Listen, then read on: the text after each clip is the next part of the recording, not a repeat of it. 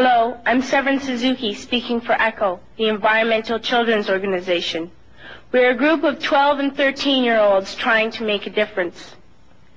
Vanessa Seti, Morgan Geisler, Michelle Quigg, and me. We've raised all the money to come here ourselves, to come 5,000 miles to tell you adults you must change your ways. Coming up here today, I have no hidden agenda. I am fighting for my future. Losing my future is not like losing an election or a few points on the stock market. I am here to speak for all generations to come. I am here to speak on behalf of the starving children around the world whose cries go unheard. I am here to speak for the countless animals dying across this planet because they have nowhere left to go.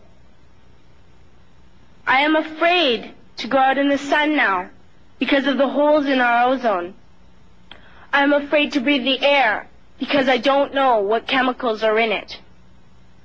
I used to go fishing in Vancouver, my home, with my dad, until just a few years ago we found the fish full of cancers. And now we hear of animals and plants going extinct every day, vanishing forever.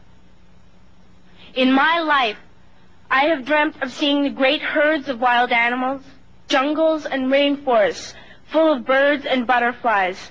But now I wonder if they will even exist for my children to see.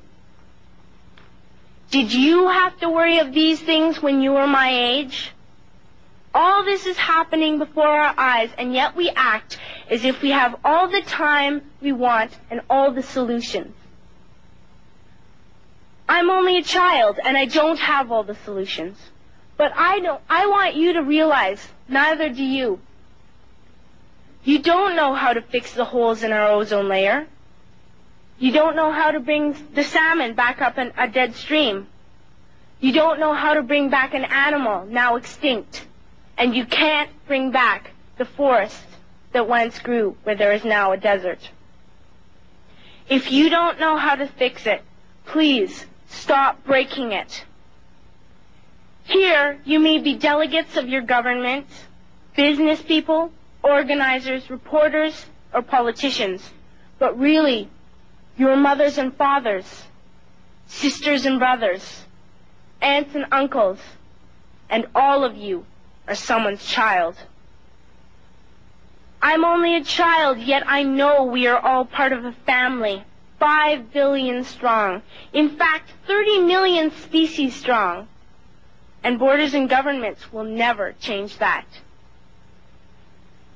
I'm only a child, yet I know we are all in this together and should act as one single world towards one single goal. In my anger, I am not blind, and in my fear, I am not afraid of telling the world how I feel. In my country, we make so much waste. We buy and throw away, buy and throw away, buy and throw away, and yet northern countries will not share with the needy. Even when we have more than enough, we are afraid to share. We are afraid to let go of some of our wealth. In Canada, we live the privileged life, with plenty of food, water, and shelter. We have watches, bicycles, computers, and television sets. The list could go on for 2 days. 2 days ago, here in Brazil, we were shocked when we spent time with some children living on the streets. This is what one child told us. I wish I was rich. And if I were, I would give all the street children food, clothes, medicines, shelter, and love and affection. If a child on the streets who has nothing is willing to share, why are we who have everything still so greedy?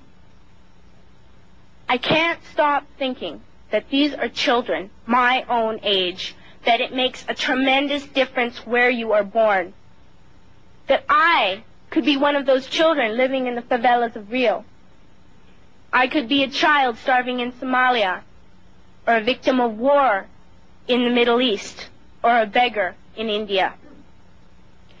I am only a child, yet I know if all the money spent on war was spent on finding environmental answers, ending poverty, and finding treaties, what a wonderful place this earth would be. At school, even in kindergarten, you teach us how to behave in the world. You teach us not to fight with others, to work things out, to respect others, to clean up our mess, not to hurt other creatures, to share, not be greedy. Then why do you go out and do the things you tell us not to do? Do not forget why you are attending these conferences, who you're doing this for.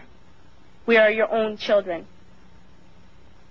You are deciding what kind of a world we are growing up in. Parents should be able to comfort their children by saying, everything's going to be all right. It's not the end of the world, and we're doing the best we can. But I don't think you can say that to us anymore. Are we even on your list of priorities? My dad always says, you are what you do, not what you say. Well, what you do makes me cry at night. You grown-ups say you love us, but I challenge you, please, make your actions reflect your words. Thank you.